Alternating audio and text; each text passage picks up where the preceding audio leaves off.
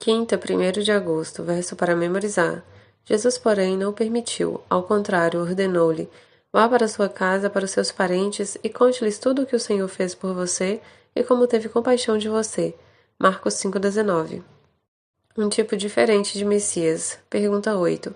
Como Jesus lidou com diferentes problemas messiânicos? Marcos 6, 34 ao 52. Quando Jesus saiu do barco, viu a grande multidão e teve compaixão dela, pois eram como ovelhas sem pastor. Então começou a lhes ensinar muitas coisas. Ao entardecer, os discípulos foram até ele e disseram: este lugar é isolado e já está tarde. Mande as multidões embora para que possam ir aos campos e povoados vizinhos e comprar algo para comer. Jesus, porém, disse: providenciem vocês mesmos alimentos para eles. Precisaríamos de muito dinheiro para comprar comida para todo esse povo, responderam. Quantos pães vocês têm? Perguntou ele. Vão verificar. Eles voltaram e informaram: 5 pães e 2 peixes. Então Jesus ordenou que fizesse a multidão sentar-se em grupos na grama verde.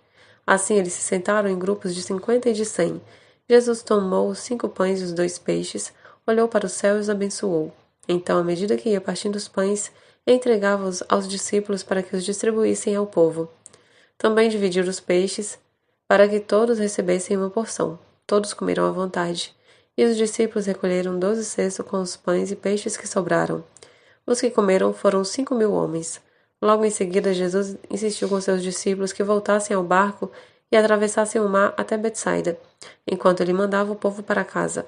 Depois de se despedir de todos, subiu sozinho ao monte para orar.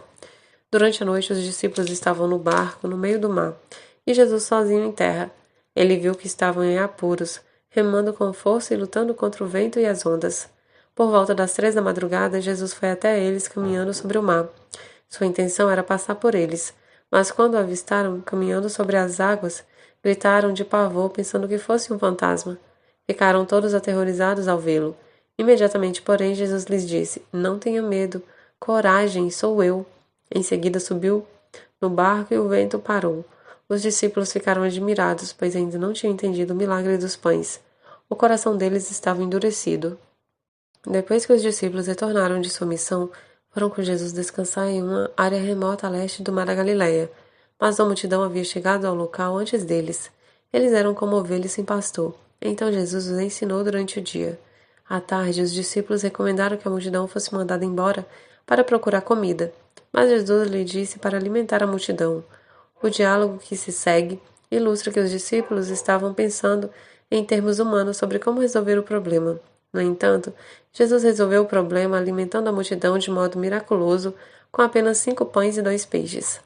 As características dessa história se encaixam no conceito popular sobre o Messias na época de Jesus. A expectativa era que o Messias libertasse Israel de seus inimigos, trazendo justiça e paz. Um grande número de homens em um ambiente desértico facilmente teria conotações militares de revolta. Essa noção é fortalecida pela referência ao fato de que Jesus viu o povo como ovelhas que não têm pastor. Uma citação de Números 27:17, em que Moisés pediu a Deus que nomeasse um líder para Israel depois dele. Essa linguagem sobre um pastor para o povo de Deus aparece em outras partes do Antigo Testamento, geralmente com referência à falta de um líder ou rei de Israel. Jesus não atendeu às falsas expectativas, mas mandou embora seus discípulos e dispensou a multidão. Em vez de liderar uma rebelião contra Roma, o que ele fez? Foi para uma montanha a fim de orar, algo diferente do que as pessoas esperavam. Em lugar do entendimento popular do Messias, como um rei que libertaria Israel, Jesus veio para libertar as pessoas da escravidão do pecado. Ao andar sobre as águas, ele mostrou aos discípulos que é de fato o Senhor da natureza, mas não veio para governar, ao contrário, veio para dar a vida em resgate por muitos. O que essa história ensina sobre a importância de entender corretamente as profecias? Se a falsa compreensão da primeira vinda de Cristo levou pessoas à ruína espiritual, quanto mais uma falsa compreensão poderia fazer em relação à sua segunda vinda?